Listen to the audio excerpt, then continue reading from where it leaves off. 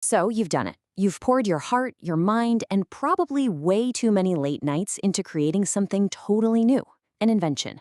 But now, how do you actually protect that amazing idea from everyone else? Let's get right into it, because building the right kind of protection, well, it changes everything. And I want you to think about it like this. Is your protection a solid brick fortress? Or is it more like a flimsy paper fence that a competitor could just, walk right through? The difference between those two really comes down to the details in your blueprint. And that's exactly what we're going to break down. Okay, here's the core idea for our whole chat today. Your invention, that's the treasure. A patent is the fortress you build around it to keep it safe. But here's the kicker, you can't build a strong fortress without a super detailed blueprint, and those details are what we're talking about. So, what exactly are these blueprints in the patent world? Well, they have a name, detailed embodiments. And trust me, they are the absolute heart and soul of a strong patent application. Basically, detailed embodiments are where you explain your invention down to the last nut and bolt. You're not just describing one version of it, you're describing all the possible ways it could look, all its different configurations, and how it might work in different situations. The goal here is to leave absolutely zero room for doubt or misunderstanding.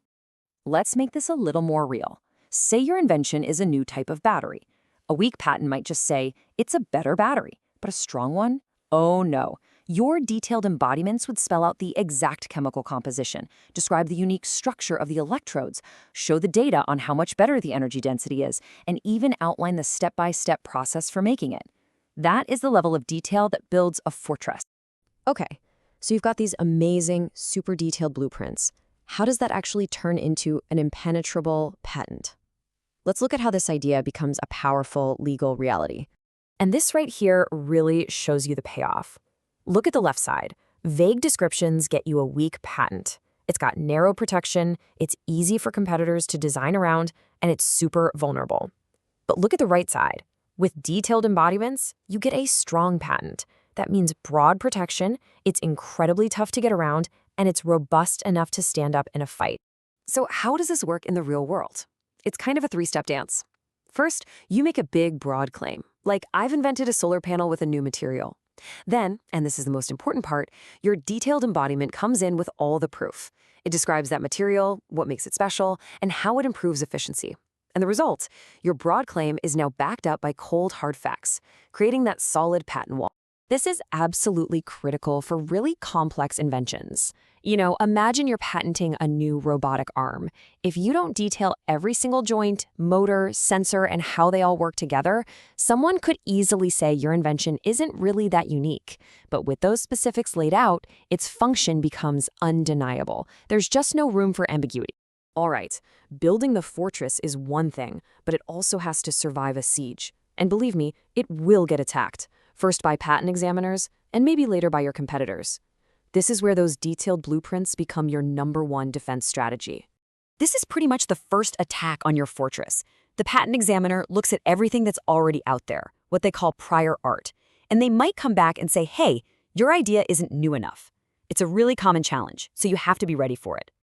A lot of the time, it boils down to this really simple, direct challenge. The examiner is basically saying, your fortress is built on land someone else already claimed, so how do you fight back? And here is your knockout punch. You go right back to your blueprints, your detailed embodiments, and you show exactly how your invention is different. You can point to the specific chemical formula, the unique way it's built, or the performance data that proves, without a doubt, that it's a real step forward from anything that came before it. And this defense strategy goes way beyond just the patent office. If a competitor tries to copy your work, your embodiments clearly draw a line in the sand, defining what's yours and making it easy to prove they crossed it.